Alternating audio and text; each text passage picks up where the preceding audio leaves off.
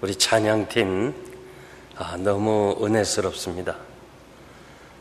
그리고 또 장로님이 계셔가지고 찬양팀을 인도하니까 아주 찬양팀이 무게가 있고 너무너무 귀합니다. 제가 여러 교회를 가보았는데 주로 젊은이들이 이렇게 찬양을 인도하는데 우리 장로님이 계시니까 너무 좋아요. 제가 인도네시아 자카르타에 가서 부흥회를 하는데 한 50대 되시는 집사님이 찬양을 인도하는데 찬양하면서 춤을 춰요. 참 우리 찬양팀들도 인상이 너무 아름다운데, 그래서 제가 이거 참 귀하다. 그래서 제가 물었어요, 목사님한테. 저분은 어떤 분입니까? 교회를 안 나올 뿐만 아니라 아내가 교회 나가는 걸 핍박을 했어요. 그래가지고 아내가 3년 동안 남편의 신발을 가지고 새벽기도 나왔어. 그래서 아주 기도할 때 신발을 옆에 놓고, 하나님, 신발 나왔으면 사람 나온 거 아닙니까? 하면서 3년을 기도해서 성령이 강권적으로 역사해가지고 교회 나오자마자 그냥 찬양의 은혜를 받아가지고 그렇게 은혜롭게 인도하는 걸 보고, 오늘 두 번째입니다. 우리 참 이영만 장로님이 이렇게 찬양팀을 이끌어 오는 거 보니까 너무 감사해요. 우리 교회도 좀 장로님들이 했으면 좋겠다 싶은 마음이 있어서 이제 돌아가서 한번 해볼랍니다. 하여튼 너무 감사합니다. 여러분 좋은 자리에 오셨습니다. 양옆에 계신 분들에게 좋은 자리에 오셨습니다.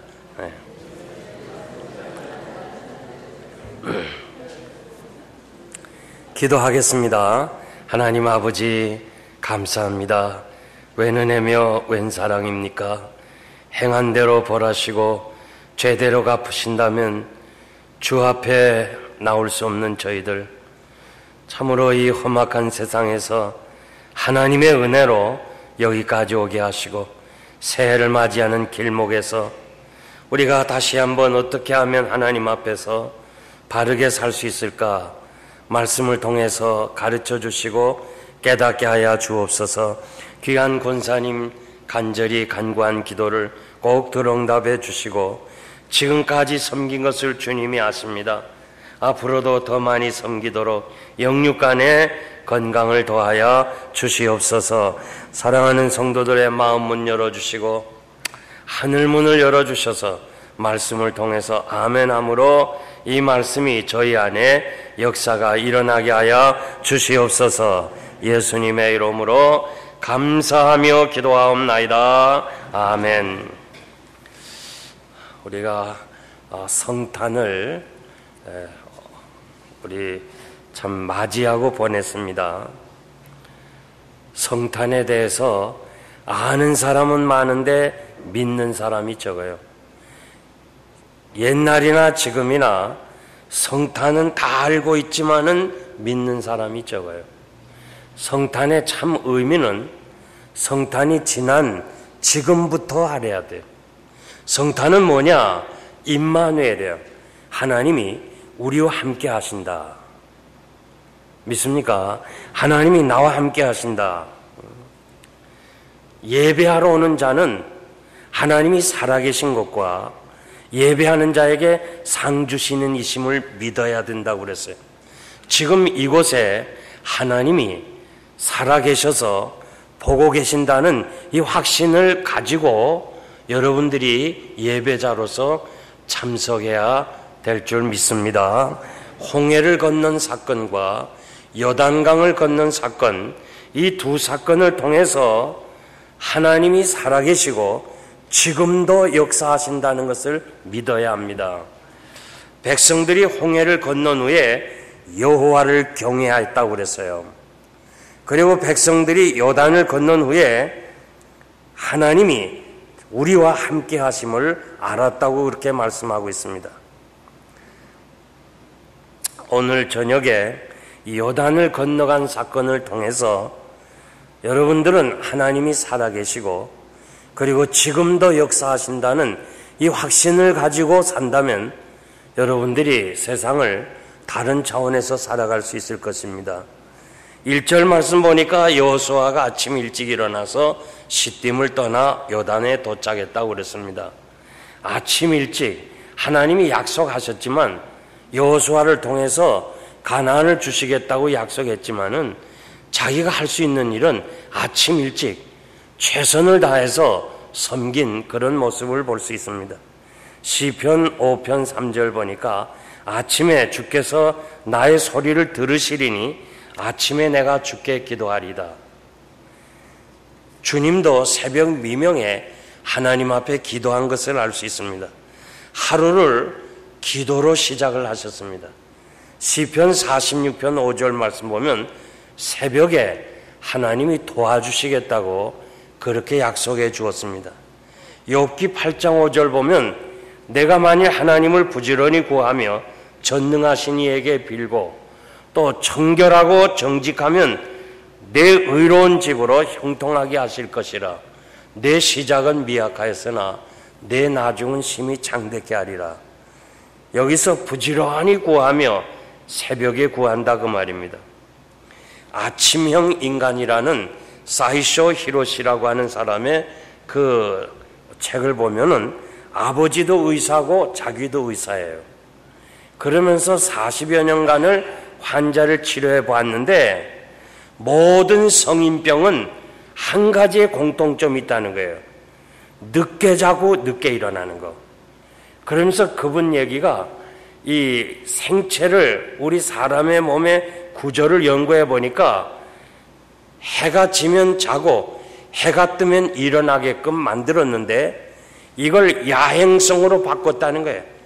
늦게 자고 늦게 일어나기 때문에 모든 병이 걸렸다 하면서 건강을 되찾기 위해서는 만든 이 육체 구조적으로 일찍이 자고 일찍이 일어나면 건강하다고 그렇게 얘기를 했습니다. 그러면서 재미나는 얘기가 이렇게 그 아파트에 파킹장이 있는데 좋은 고급 자동차는 일찍이 다 나가버리고 그냥 늦게까지 이 파킹장에 있는 차는 전부 똥차들만 있더라. 그렇게 얘기를 했습니다. 그래서 성공의 비결도 아침 일찍 일어난다 그렇게 얘기를 했어요. 저는 지금도 참 감사한 것이 이 정문호 목사님 밑에서 제가 이 교육 전도사를 보냈는데요. 저는 사당동에서 살았습니다. 여러분 잘 모르실 거예요. 혹시 사당동에서 오신 분 계세요? 그러니까 있어요. 사당동이 여기 계시니까. 이 사당동에서 저희가 신학교 다닐 때는요, 사당동에서 국립묘지까지 걸어가야 돼요. 자동차가 없었어요. 걸어서 한 40분 가서 국립묘지에서 버스를 타고 식룡산까지 한 15분 가야 돼요. 이걸 매일 새벽 기도를 했어요. 산기도, 철야기도. 너무너무 감사한 거예요. 그러니까 하여튼 전도사가 이 새벽 기도 안 나온다, 그만두라 그러니까 겁이 나가지고 또 새벽 기도 했어요. 너무너무 감사한 거예요. 여러분들이 새벽 첫 시간을 하나님께 드리면 나머지 하루를 하나님께서 여러분들의 삶을 인도하실 줄 믿습니다.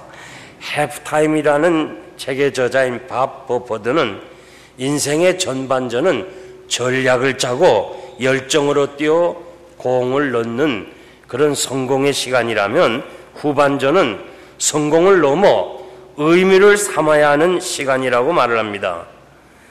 축구 경기에서 전반전이 좀 실패해도 후반전에 잘해서 다시 이기는 것을 우리는 해프타임 기적이라 그렇게 부르고 있어요.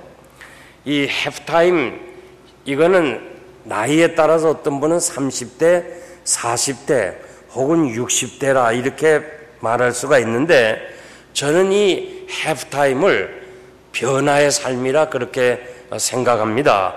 그래서 우리가 2015년을 맞이하는 이 길목에서 우리는 아무도 2015년을 가본 적이 없어요. 우리가 무슨 일이 있을는지 몰라요. 이 광야를 거쳐서 이제 가나안에 들어가야 될 그 사람들, 광야 태생들에게 어디로 가야 되며 무엇을 해야 될지 모르는 저들에게 너희가 이렇게 살아가라. 여호수아가 하신 말씀을 이렇게 살아가라 하신 말씀대로 여러분들이 그렇게 살면 반드시 하나님께서 은혜로 인도하실 줄 믿습니다. 성경은 시제가 언제나 현재형이에요. 여호수아가 이스라엘 사람에게만 말씀을 전했다면 성경에 기록할 필요가 없어요.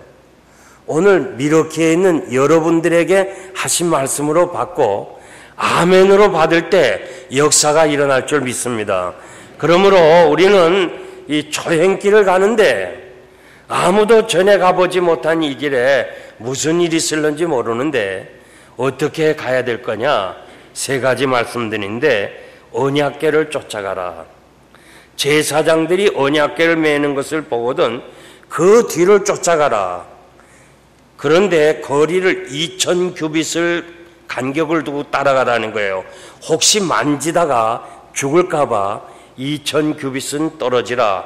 약 900m인데 그 랍비들은 후에 안식일에 걸어갈 수 있는 거리를 허용했는데 2000규빗을 허용했어요. 그래서 언약궤를 쫓아가라. 광야 생활에서 저들은 경험을 했습니다. 언약궤가 앞서가고 백성들은 그 뒤를 따라갔습니다. 그리고 언약궤에 치는 그 장막을 성막을 치고는 하나님이 그 안에 계시는 것을 알았어요. 그래서 저들은 항상 광야 생활을 하면서 그 성막을 보면서 하나님이 우리 가운데 계시는구나. 하나님이 우리와 함께 하시는구나. 위로를 받고 힘을 얻고 용기를 얻고 살았어요. 여러분들이 믿어지지 않는다면 이 교회를 보면서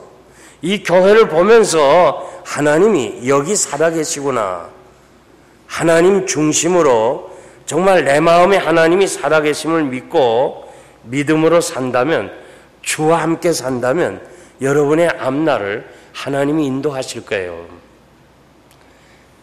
우리가 이 오늘의 이 언약궤를 쫓아간다는 것은 주님을 쫓아가는 거예요. 주님과 함께 사는 거예요. 나이 드신 분은 알지만 이성봉 목사님이 계셨어요.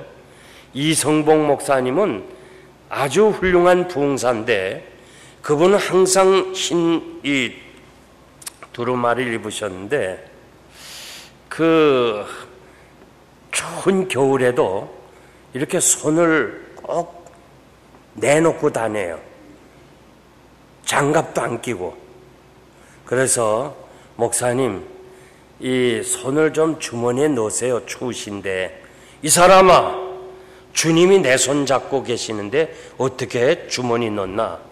항상 그분은 주님과 함께 살았어요.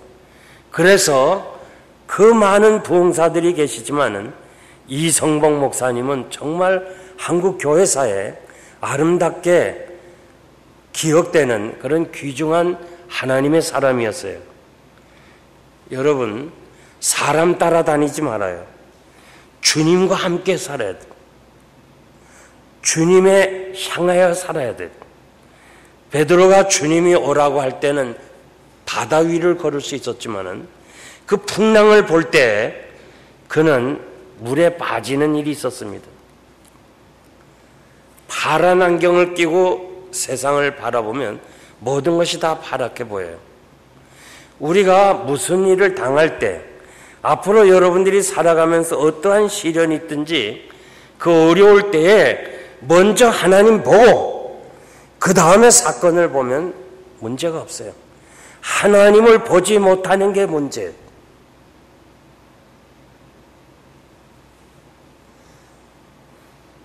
이스라엘 사람들이 정탐하기 위해서 이 가나안에 12명을 보내죠. 12명이 돌아옵니다. 사람의 눈은 같아요. 보는 게 같습니다. 아주 그 성은 강하고 거기 사는 사람들은 아주 장대하고 다 똑같이 봤어요. 그런데 민수기 13장 14장 보고서를 보니까 10사람은 하나님을 볼 수가 없었어요. 2사람만이 하나님을 봤어요. 하나님이 우리와 함께 하시니까, 하나님이 우리의 열조에게 약속했으니까 들어가자는 거예요. 근데 10사람은 하나님 보지 못했으니까 못 들어간다는 거예요. 사람들은 10사람의 의견을 택해서 원망하고 다시 그것 때문에 광야로 돌아가는 거예요. 오늘 이 교회 안에 있는 사람들이요, 잘 모르는 게 하나 있는데 교회를 민주주의로 알아요. 다수가결하는 건데 교회는 민주주의가 아닙니다. 신본주의예요. 신본주의. 다 원해도 한 사람 누군가가 이건 아닙니다, 이대로 해야 됩니다 할 때 따라가야 돼요. 그게 신본주의예요. 이민교회가 오늘 문제가 많은 것이요, 다수가결 안 돼요. 만장일치로 해야 돼요. 하나님의 사람이 이렇게 하겠습니다 하면 아멘 하고 다 나가야죠. 제가 주일 야외 예배 때문에 우리 장로님들하고 좀 다퉜어요. 야외 예배 가자는 거예요. 난 안 간다. 주일날 거룩하게 지켜야지 어떻게 야외 예배 가나. 다 가세요. 난 안 갑니다. 내가 안 가니까 그걸 다 안 갔어요. 하나님 앞에서 바르게 나가니까 하나님께서 교회를 성장시키는데, 영생장로교회가 이 펜실바니아뿐만 아니라 동부에서 아는 사람은 다 알아요. 저 교회야말로 바르게 나간다. 그러니까 정말 우리가 하나님 앞에서 바르게 나가야 돼요. 하나님을 볼 수가 있어야 돼요. 말 눈 가리게 하세요. 말 눈은 여기 있어요. 사방을 보면 안 되니까 눈을 가려요. 달리는 말은 앞만 보라는 거예요. 하나님만 보셔야 돼요. 내 영혼아, 하나님만 바라보자. 오직 하나님만이 나의 반석이요, 나의 구원자요, 나의 산성이다. 백성들아, 순간순간 하나님만 의지하라. 하나님이 우리의 피난처시다. 다윗의 고백이에요. 다윗처럼 인생에 굴곡이 많은 사람이 없어요. 그는 정말 올라갔다 내려갔다 얼마나 다윗의 그 험악한 세월을 보냈습니까? 그러면서 우리들에게 모든 인생을 종합해서 말하는데 하나님만 의지하고 하나님만 바라보라는 거예요. 세상에 예수 믿는 사람이 복받은 사람이에요. 아멘입니까? 이 교회는 아멘입니까? 물어야 돼요. 예수 믿는 것처럼 얼마나 복받은 게 어디 있어요? 천국에 들어갈 수 있다는 거 너무 감사한 거예요. 가이사라 빌립보 지방에서 우리 주님이 그곳에 가면 시냇가가 흐르니까 신우상들이 많아요. 지금도 그 자리가. 그러보면서 너희들은 나를 어떻게 아느냐 할 때, 주는 그리스도시요 살아계신 하나님의 아들입니다 할 때, 시몬아 내가 복이 있다면서 천국 열쇠를 주었어요. 우리 주님께서 신앙 고백하는 베드로를 향해서 너는 행복한 사람이다. 천국을 소유할 수 있는 열쇠를 주었어요. 여러분들이 천국을 소유하고 천국에 대한 확신을 가지면 행복한 사람이에요.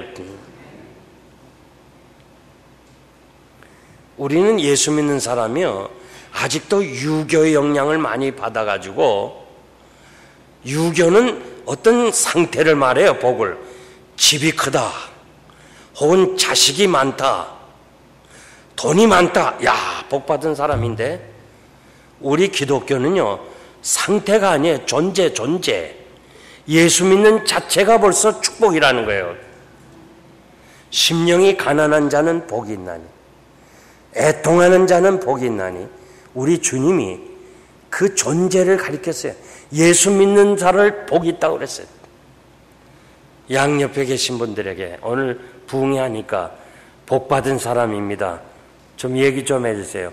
복받은 사람입니다. 네, 복받은 사람입니다. 시편 1편 1절에 보면요, 복 있는 사람은 이렇게 나오잖아요. 히브리말은 그게 아니에요. 야, 복 있는 사람아. 아주 감탄사가 먼저 나와요. 야, 복 있는 사람아. 예수 믿는 걸 무엇으로 따지겠어요? 우리 필라델피아의 목사님 사모님이 복권에 하나 당첨했어요. 300만 불 복권에 당첨했는데 목사님들 만날 때마다 이야, 복 받은 사람아. 막 놀래가지고. 그런데 우리가 예수 믿는 사람이요, 300만 불에게 가치가 있겠어요? 천국을 소유했는데, 야, 복 받은 사람아. 진짜 예수 믿는 게 복 받은 거예요. 한번 양옆에 사람에게 감탄사를 섞어서 한번 얘기해봐요. 이야, 복 받은 사람아.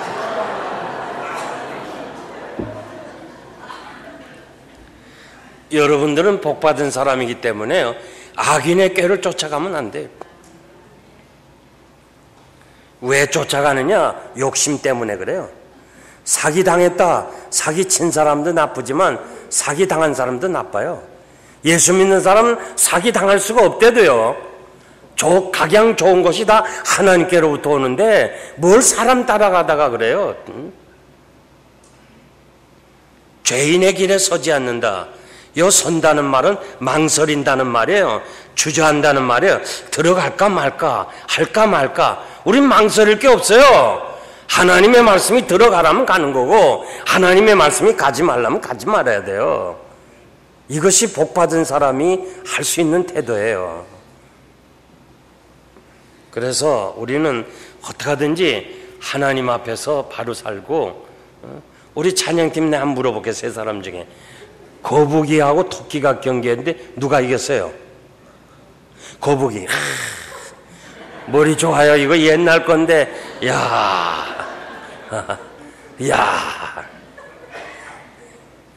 그 거북이는요, 목표가 있었어요. 다 저기 목적지. 토끼는요, 목표가 없었어요.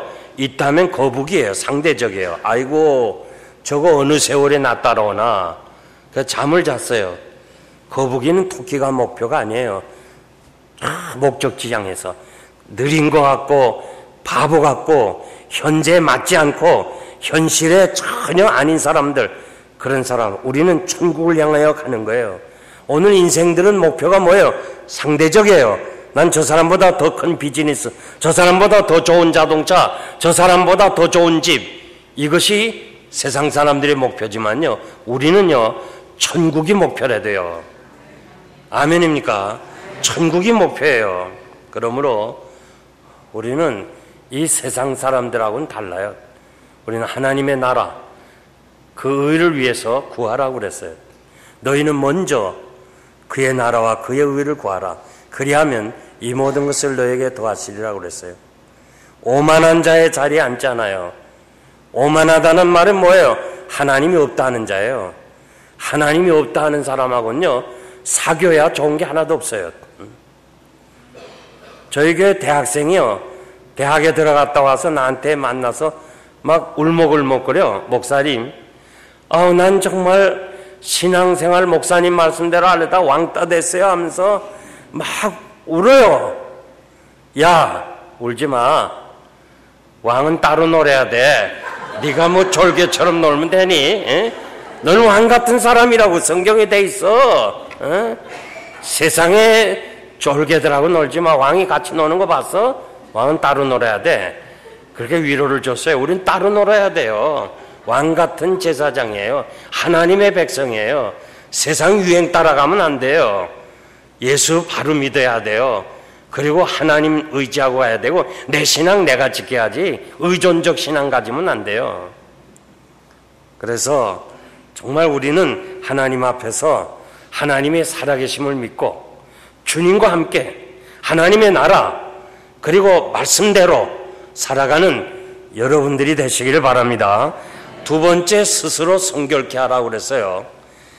5절에 보니까 여호수아가 백성이 이르되 너희는 스스로 성결케 하라. 여호와께서 내일 너희 가운데 계시겠다. 하나님은 거룩하신 분인데요, 하나님이 우리에게 요구하는 거 딱 하나 있어요. 거룩이에요. 거룩이라는 게 제사장들이 그 이마에 띠를 꼈어요. 그리고 여기다 써붙이길 여호와께 성결이라고 그랬어요. 출애굽기 19장 이하를 보니까 여호와께서 모세에게 말씀하시는데 너는 백성에게 오늘과 내일 성결케 하여 옷을 빨고 3일을 기다리라. 내가 백성들 앞에서 시내산에서 강림할 것이다. 이 구약 성경에 보니까 하나님이 항상 임재하고 말씀하기 전에 백성들에게 요구하는 것이 거룩이에요. 레위기 보면 한마디로 내가 거룩하니까 너희도 거룩하라.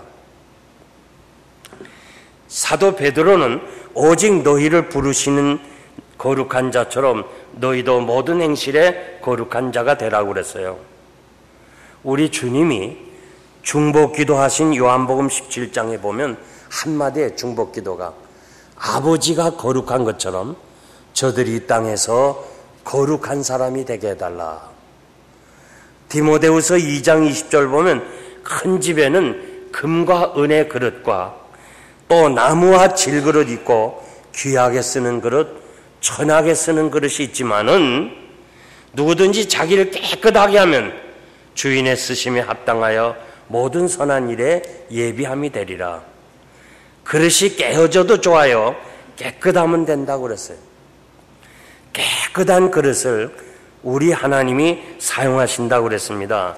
그러므로 우리는 항상 우리 안에 성령님이 거하시니까 우리 자신이 항상 성결하고 깨끗하고 하나님 보시기에 합당하게 살아야 돼요. 새해는 여러분들이 어떻게 하든지 거룩하고 깨끗하게 살아야 되는데 이 거룩하다, 카도시라는 이 히브리 말은요 여러 가지 뜻이 있지만 세 가지 중요한 뜻인데 뭐냐면 준비라는 거예요. 준비. 어떻게 하면 깨끗하게 사느냐? 주님 맞이할 준비하고 살아야 돼요. 요한일서 3장 3절 보니까 주를 향하여 재림의 소망을 가진 자마다 주의 깨끗하신 같이 자기를 깨끗하게 한다. 자기를 깨끗하게 한다고 그랬어요. 여러분, 재림신앙, 종말론적 신앙을 가져야 돼요. 마태복음 24장은 작은 계시록이라고 그래요. 24장에 보면 주님이 마지막 때 일어날 현상들을 쫙 설명했어요. 그 마지막 현상이 뭐냐? 지금 우리가 보고 있는 현상이에요. 그래서 여러분 정말 이 세상에서 거룩하게 살기가 힘들어요. 어려워요.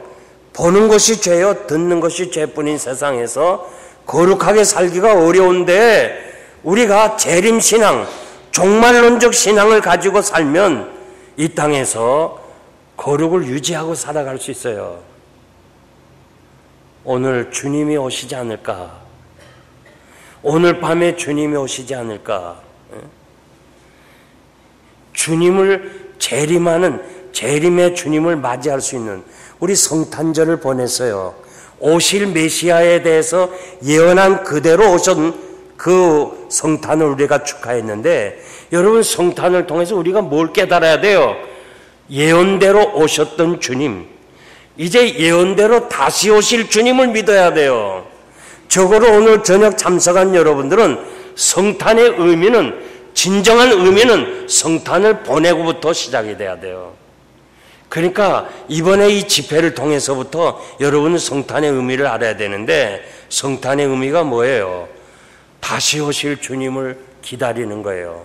그러므로 여러분들이 어떻게 하든지 주님의 재림을 맞이할 수 있는 이런 신앙을 가지고 산다면 성결하게 살아갈 줄 믿습니다. 성결은 자른다는 말이에요. 버린다. 내 자신을 성결하기 위해서 자를 것은 자르고 버릴 것은 버려야 돼요. 버리지 않으면 취하지를 못해요. 여러분들이 세상적인 거 가득한 거 이거를 다 버려야 돼. 버리고 새해를 맞이해야 돼. 버리고 가야 돼요. 버리지 않고 하나님의 그 말씀을 받을 수가 없어요. 창세기 35장에 보면 야곱이 위기가 닥칠 때 생사의 기로에서 뭐라고 그래요? 가족들에게 우리가 이제 하나님의 집으로 올라가자. 올라가면서 이방 신상을 버리자는 거예요. 드라빔을 버리자는 거예요. 드라빔을 가지면 아버지 재산을 상속할 수 있는 고난인데 그것까지 버리자는 거예요.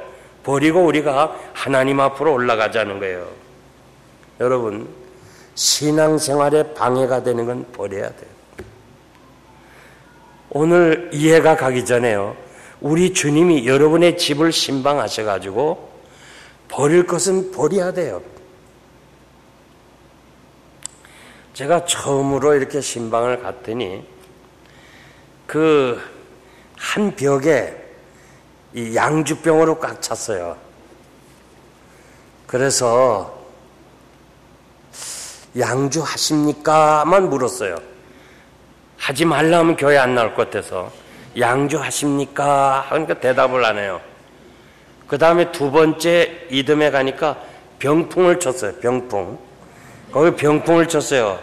그래서 있나 없나 생각하면서 혹시 병풍을 가리지 않았나 싶어서 나오면서 다시 보니까 그대로 있어요. 3년째 가서 병풍도 없어지고 양주도 다 없어졌어요. 그리고 집사님이 되고 안수 집사가 되고 장로님이 되고 이 필라델피아뿐만 아니라 동부에서 가장 큰 기업을 하는 사람이에요. 얼마나 귀한지 몰라요. 버려야 돼요. 제가 몇 년 전에 우리 주일학교에서 같이 자란 그 친구 집 안수 집사예요. 이 건축업을 하면서 자기가 10억을 벌었대요. 이 3년 만에. 그 집에 아파트를 가보니까 역시 벽장에 양주병이 꽉 찼어요. 그래서 친구야, 너 양주하냐? 그랬더니 아니, 안 한대. 그러면 이거 뭐냐? 그래서 제 처가 양주병을 모은다는 거예요. 취미로. 양주병이 온갖 그 병이 있어요. 크고 작고 아름다운 게 꽉 찼어요. 그래서 내가 친구야, 남들이 너 집에 와서 안수 집사가 술 마신다. 이게 덕이 되겠냐? 어떤 사람은 숟가락을 모으는 사람도 있고, 어떤 사람은 열쇠고리를 모으는 사람이 있고, 어떤 사람은 카드를 모은 사람인데, 취미도 별의별 취미가 다 있지만 어떻게 안수 집사 집에서 양주병 모으냐? 그거 좀 바꾸라. 여보, 맞아. 목사님 말이 맞아. 당신 취미 바꿔. 예, 바꾸겠습니다. 말씀 들어보니까 참 그 말이 맞네요. 근데 지난번에 내가 그 공사 현장에 가서 그 양주 한 병 갖다 주니까 그렇게 일꾼들이 좋아하던데 갖다 줄까? 그러더라고. 그러니까 갖다 주세요. 그래요. 친구야, 안수 집사가 줘서 좋은 게 있고 안 좋은 게 있는데 어떻게 양주 술을 갖다 주냐? 버리라. 싱크대에 같이 버렸어요. 그 다음에 만나니까 한 계단 올라가요. 여러분, 버릴 건 버려야 변화가 오는 거예요. 우리 주님이 이해가 가기 전에 여러분 집을 신방해서 주님 보시기에 합당치 못한 버려요. 성도의 집에, 집사의 집에 양주병이 있으면 되겠어요? 저는 이 신방에서요, 집사 집에 양주병이 있으면요, 그대로 다 처리하라고 그래요. 이 이민교회가 교인 한 사람이 참 중요합니다. 귀중합니다. 그러나 제가 목회를 시시하게 안 합니다. 철저하게 합니다. 왜냐하면 우리 손우 목사님이 알지만 제가 이학인 목사님, 우리 손 목사님도 존경하는데 이학인 목사님이 꼭 목사님하고 똑같아요. 얼굴이. 그래서 내가 보면서 야, 정말 천국 가신 목사님 얼굴을 다시 뵈는 것 같아요. 막 환생해서 오신 것 같다고. 너무 얼마나 똑같은지 몰라. 하여튼 막 정확해요. 네, 정확해. 그래서 그 목사님 밑에서 배워서 제가 그렇게 하니까요, 교회가 부흥하는 거예요. 난 교회 그렇게 신경 안 써요. 돌아다니느라고. 그런데 하나님께서 다 보내주는 거 어떻게 해요? 자기 양떼를 신실한 목자에게 보내주는 거 어떡하겠어요? 그래서 여러분 어떻게 하든지 이 해를 보내면서 새해를 맞이하는 길목에서 한번 집안 청소해요. 혹시 여러분 집에 양주가 있으면 버리세요. 아멘. 아무도 없군요. 네. 이 거룩이라는 말은 이 결단이라는 말이에요. 정말 우리가 이 세대를 본받지 말고 하나님의 선하시고 온전한 뜻이 무엇인가를 분별해야 돼요. 다니엘의 세 친구처럼 하나님의 뜻이 무엇인가를 분별하고 결단하는 게 거룩이에요. 정말 생명을 내놓고 에스더가 죽으면 죽으리라. 이것이 결단의 신앙입니다.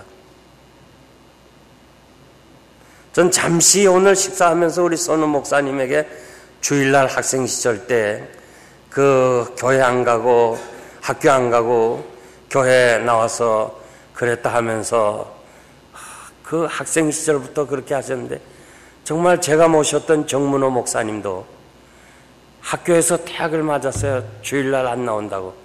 자, 그런 분들을 다 하나님이 귀하게 한 시대를 쓴 거예요. 요즘 너무 우리들의 신앙이 부족해요. 너무 부끄러워요. 좀 결단이 필요해요.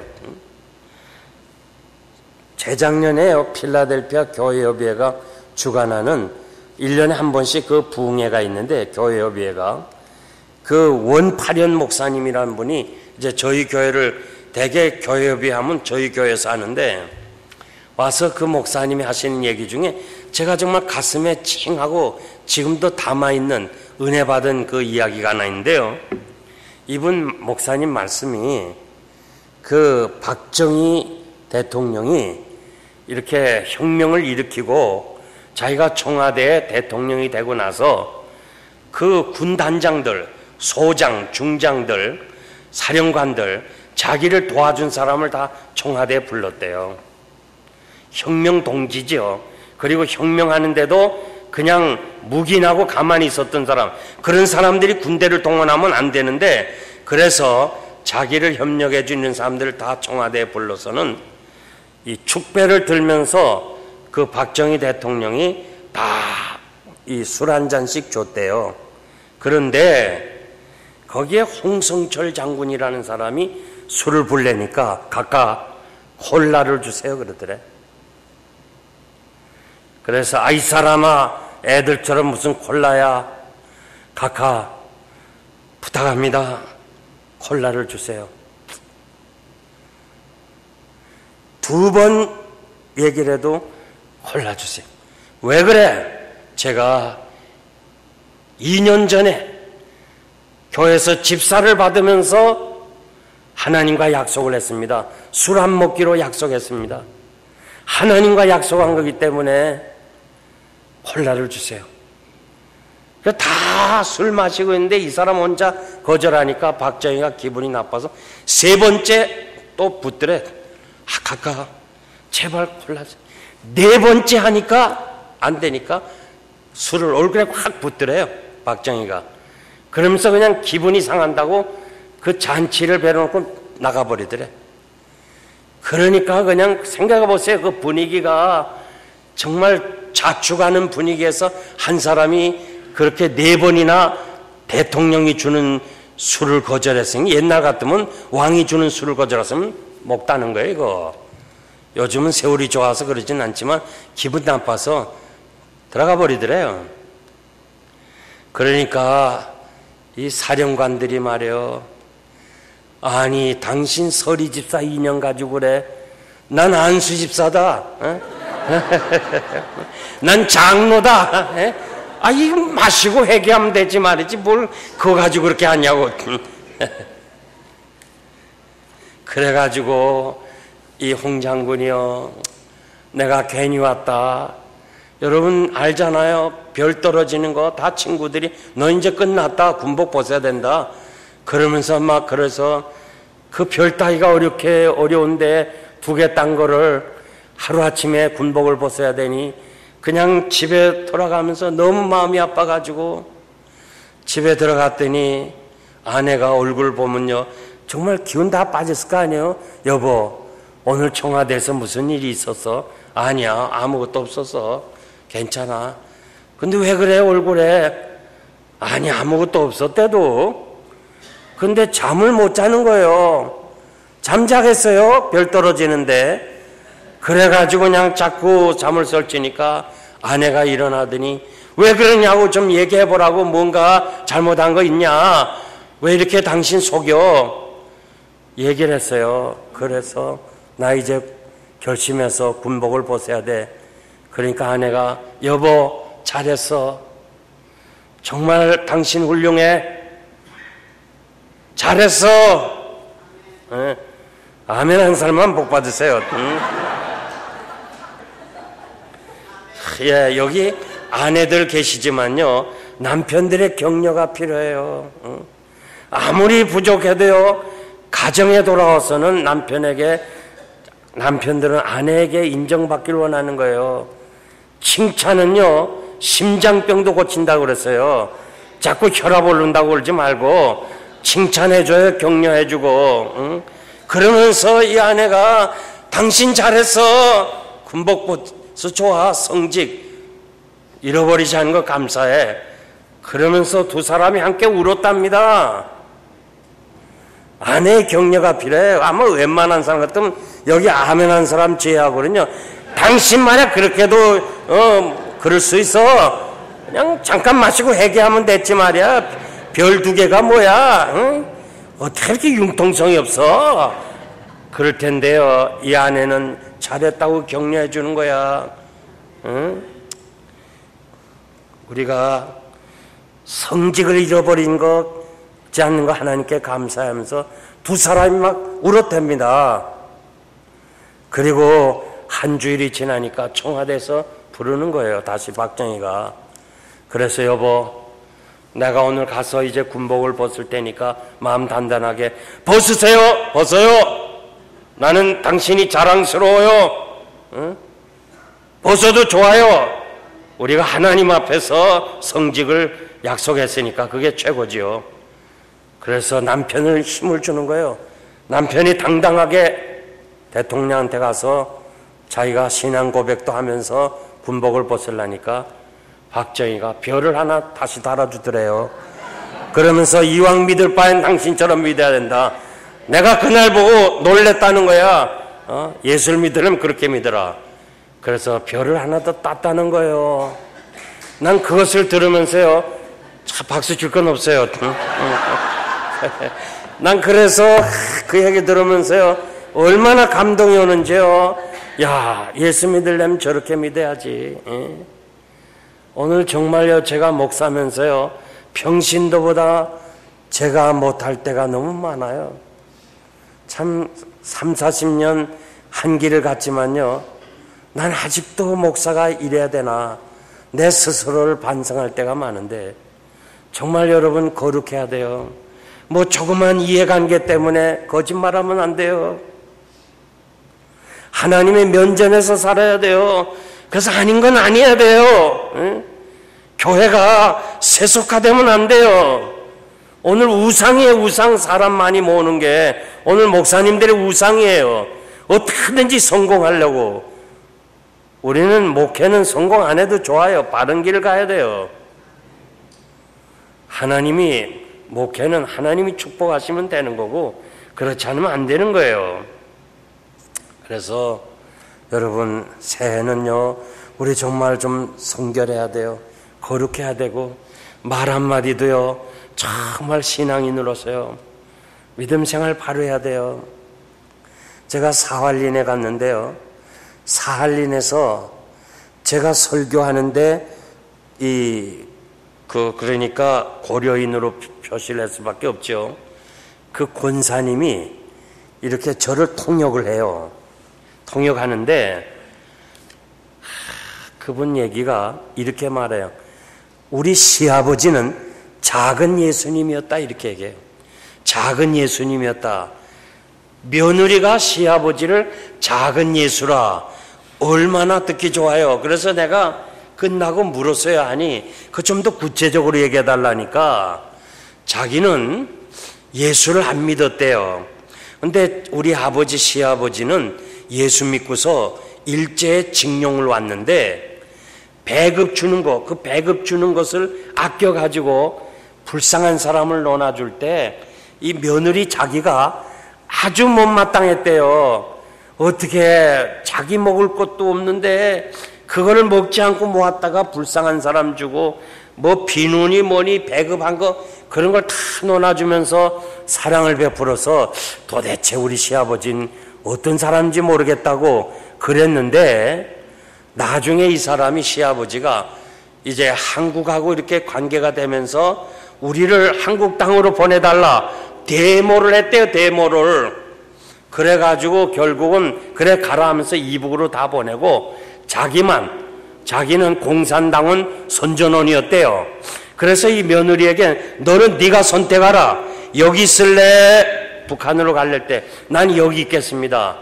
그래서 자기만 남았고 예수 믿고 나서 자기 시아버지의 과거의 모습을 보니까 시아버지는 작은 예수님이었다는 거예요. 여러분 좀 그런 얘기 들어볼 수 있어요. 야, 저분은 작은 예수다. 오늘 예수 믿는 사람 많지만 진정 예수 따라서 그의 거룩하심을 본받아 사는 사람이 너무 없는 때 진정으로 여러분 하나님 앞에서 거룩하게 새해는 좀 더 거룩하게 사는 여러분 되시기를 바랍니다. 이제 마지막 세 번째 요단을 들어서라 그러는 거예요. 요단에 하나님이 여호수아에 이렇게 말해요. 너희들은 언약궤를 맨 제사장이 이 어깨에 메고서 요단 물가에 이르거든 들어서라는 거예요. 홍해는 갈라진 후에 들어갔어요.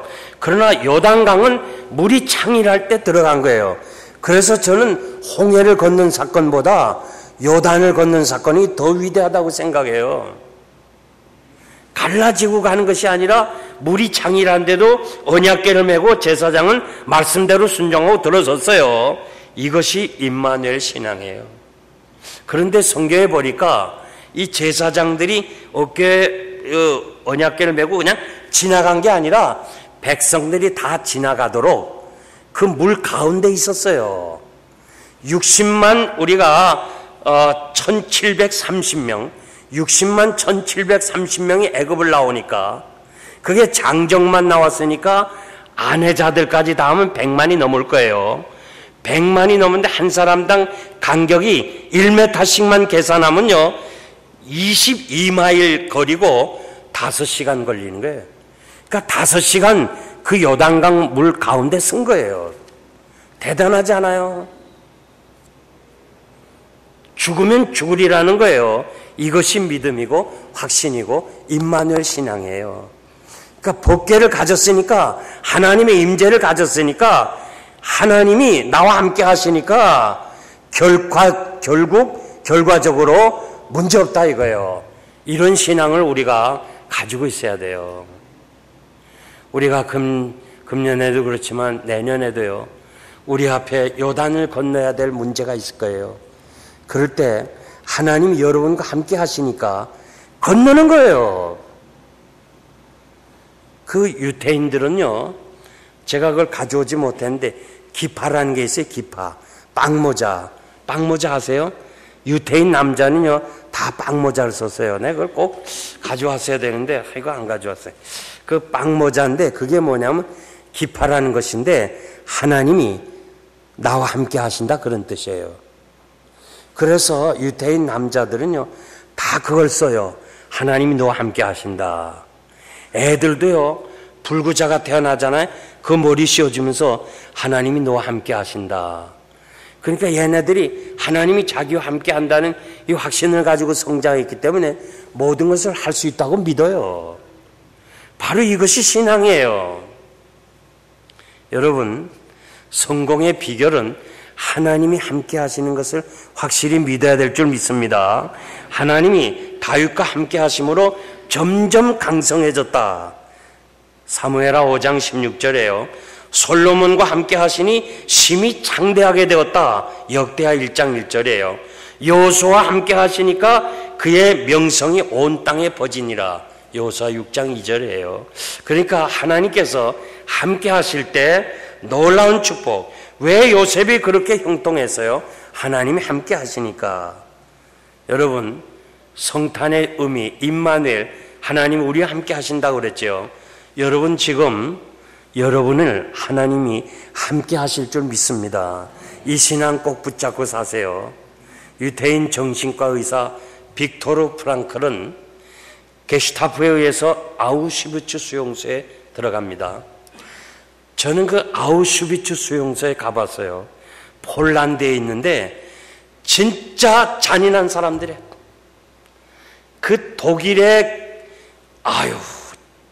히틀러와 그 아이히만이 주관했는데요. 너무너무 잔인한 거예요. 여러분 혹시 기회가 되면 폴란드 아우슈비츠 수용소에 가보세요. 거기에 일단 들어가면요 2중 3중 전기 철조망이에요. 들어가지 못해요. 그리고 그냥 매번 가스방이 있는데요.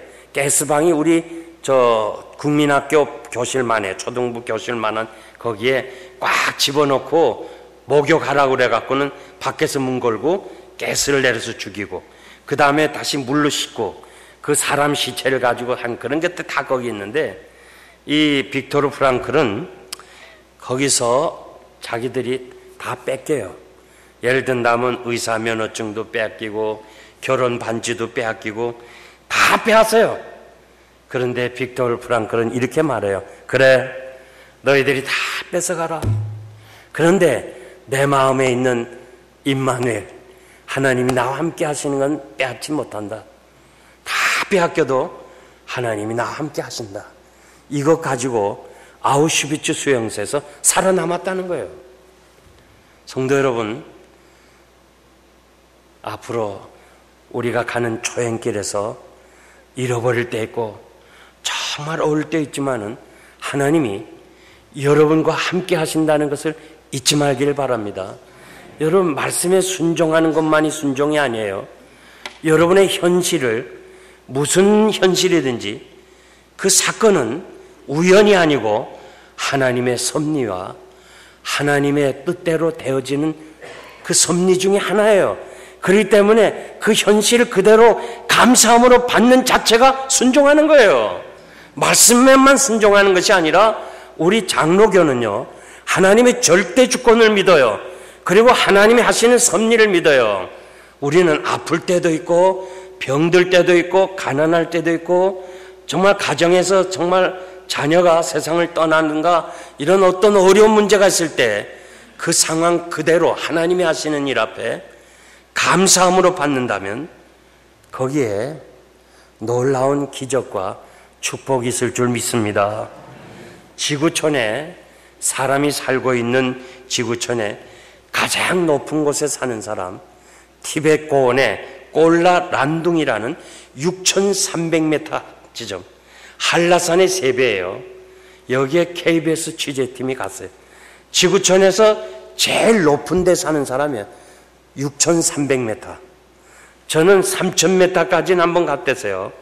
6,300m의 높은 고지에 이 까르마시라는 집을 취재했는데 영하 20도예요.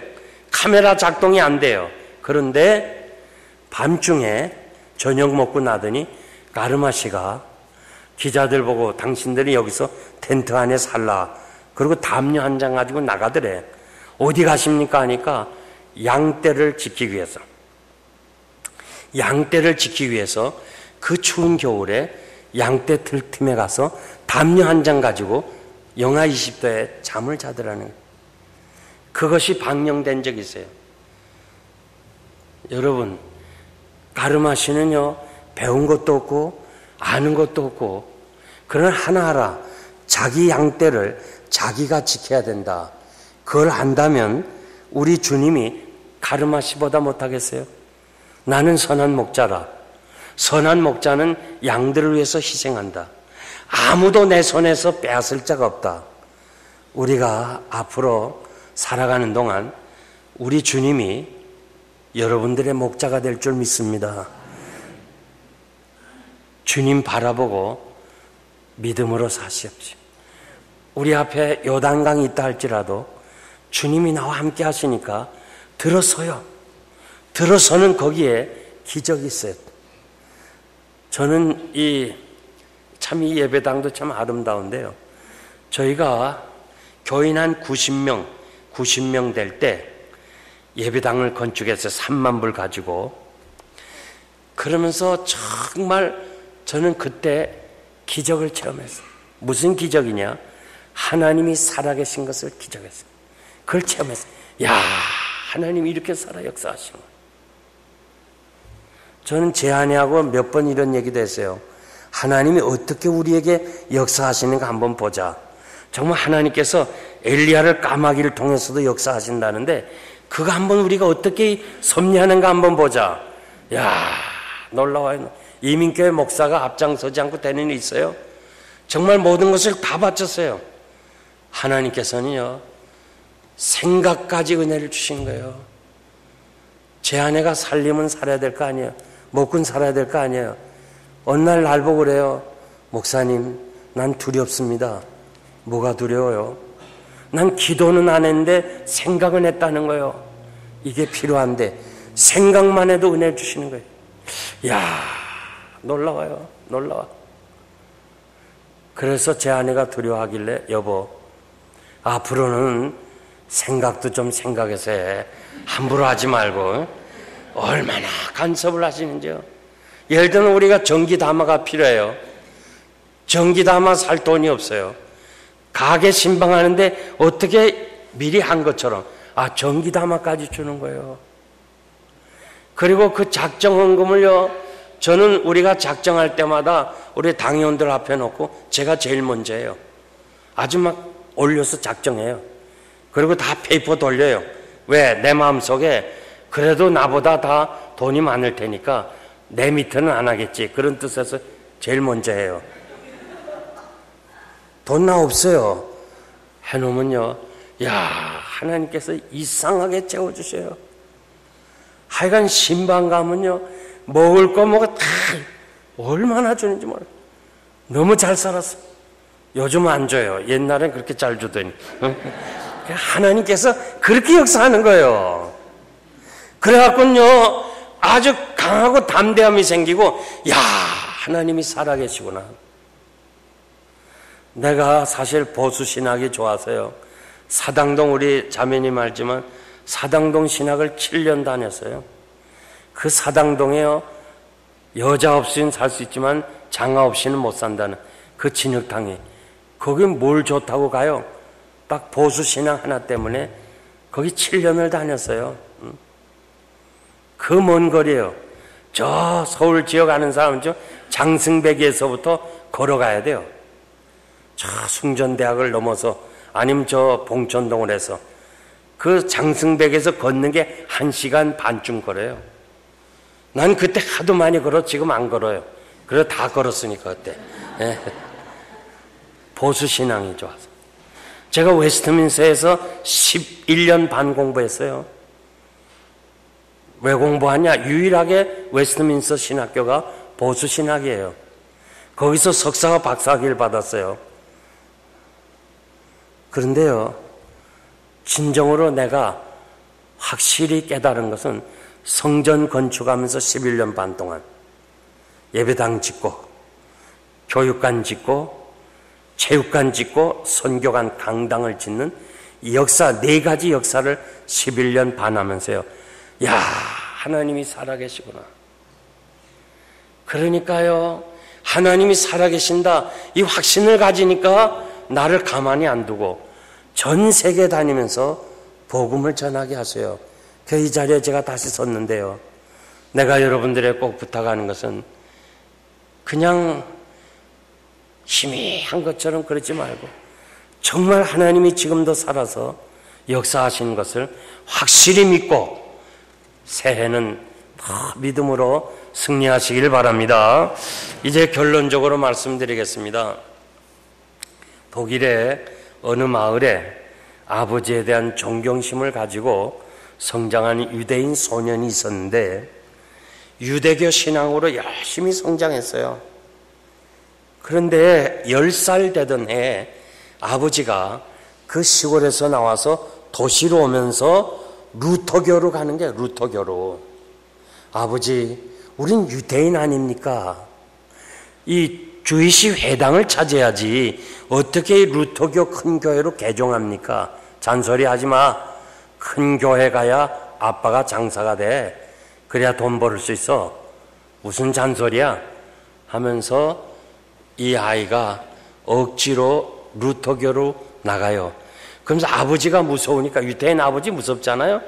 무서우니까 말은 못하지만 마음속에요, 아버지에 대한 존경심을 잃어버렸어. 그러면서 이 친구가 유학을 가가지고 영국으로 가서 공부하면서 해겔 철학을 연구해요. 그러면서 자기 사상을 총정리해서 법철학 비판이라는 책을 출판했는데 그 책의 내용은 딱 3가지예요. 하나님은 없다는 거예요. 왜? 아버지 보니까 없는 거예요. 장사하려고 큰 교회 곁으로 가서 교인이 된 거예요. 하나님이 없다. 인간의 양심도 없다는 거예요. 어떻게 양심이 있으면은 그렇게 개종할 수 있네. 양심도 없다. 3번째, 종교는 아편이다. 공산주의 이론을 만든 이 소년이 칼 막스예요. 칼 막스가 이렇게 공산주의를 퍼져서 그 지금까지 북한 땅에 얼마나 많은 사람이 희생했냐 이거예요. 아버지, 유대인 한 사람이 그 잘못된 신앙을 아들이 보고서 그렇게 공산주의를 만들게 됐어요. 우리 애들이요, 심각해요. 잘 들어야 돼요, 여러분. 정말 잘 들어야 돼요. 그냥 지나가는 집회라 생각하지 말아요. 우리 아이들이 대학에 가면요, 80% 내지 85%가 교회를 떠나요. 큰 거 심각한 거 아니에요? 우리 교회도 그래요. 그래서 내가 너 왜 교회 안 나오냐? 아버지 어머니 보니까 이거는 아니라는 거예요. 그래서 이거 정말 문제입니다. 여러분, 우리의 그 자녀들이요, 믿음으로 살지 않으면요, 희망이 없어요. 제가 봤잖아요. 한 교회에서 33년을 지내면서요, 그 어렵고 힘들고 정말 이민 와서 그 갖은 고생을 당하면서 믿음 하나 붙잡고 살았던 애들이요, 다 잘 됐어요. 지금 뉴욕 가서 연봉 30만 불에다가요, 얘들이 보너스를 받는데 말이죠. 야, 보너스를 30만 불 받아요. 그 3만 불 11조를 가져왔어요, 저한테. 대단한 거 아니에요? 11조 3만 불 여러분 내기 힘들어요. 300불, 3000불까지는 좋지만 3만 불 못 내요. 그래서 내가 축복 기도해줬어요. 참 너 귀하다. 어떻게 3만 불을 젊은이가 내요? 이걸 제가 설교했더니요, 이 방송을 타고 델라와에 있는 장로님 한 분이 세상에 이렇게 귀한 젊은이가 있냐? 자기 딸 하버드 나온 딸을 변호사를 내가 그 사위한테 시집 보내겠다 하면서 그래서 결혼했어요. 우리 교회 장로님하고 3만 불 11조 내가지고. 그 이듬해 얘가 얼마 냈냐? 11조 7만 불을 내. 7만 불. 야, 나 지금 요즘처럼 이렇게 어렵다 그러지만요, 뉴욕에서 이렇게 하는 경영하고 이런 비즈니스 하는 사람들요, 돈을 그렇게 잘 벌어요. 그렇게 11조 내고 그랬더니 하나님 축복한대. 그런데 그냥 교회를 건성이나 다니고 왔다 갔다 한 애들이요, 지금 다 대학 나왔지만 직장 없어서 아버지 세탁소에 와서 일하고요, 그로설에 일하고 그래요. 여러분, 절대 우리 애들이요, 일세가 하던 일을 이어받으면 안 돼요. 월급 조금 받더라도 공무원으로 나가게 하고 일하게 해야지, 내 밑에 들어와서 일해라, 그거 안 돼요. 그래서 제가 정말 새해를 맞이하는 뜻깊은 시간에 여러분들의 말씀드린 것은 어떻게 하든지 말씀대로 삽시다. 그리고 성결하게 살아요. 하나님 면전에서 살아요. 거룩하게 살아요. 그리고 믿음으로 살아요. 이 세 가지 말씀대로 살고 스스로 성결하고 그리고 믿음으로 나아가면 여러분의 앞길에는 산이 평지가 되는 역사가 있고 여러분들이 복받기 싫다고 도망가도 하나님이 붙잡아다가 축복해 주실 줄 믿습니다. 이런 은혜가 여러분에게 있어지길 바랍니다. 기도하겠습니다. 하나님 아버지 감사합니다. 이 부족한 종을 이곳에 보내주셔서 참으로 이 조불한 입술, 어휘가 부족해서 다 표현하지 못했지만은 오늘 저녁에 참석한 성도들, 저들 마음속에 이 귀한 말씀 마음에 깊이 간직해서 진실로 이제 초행길을 가는데 2015년에 우리 앞에 무슨 일이 있을는지 모르는데 우리가 오늘 밤 우리에게 주신 말씀대로 그저 주님 따라가고 말씀 따라가고 하나님이 함께 하시는 확신을 가지고 스스로 성결하게 하고 요단을 건너갈 수 있는 신앙의 담력을 가지고 어떻게 하든지 하나님 앞에 바로 살아서 우리 가정부터 회복하고 우리 자녀들이 우리를 본받아서 믿음에 부유한 사람들이 다 되게 하여 주옵소서. 주의 종들이 기도하는 그 기도 제목대로 하나님이 좋은 목사님, 하나님께 헌신된 목사님 보내주셔서 이 교회가 부흥성장하게 하여 주시옵소서. 예수님의 이름으로 감사하며 기도하옵나이다. 아멘.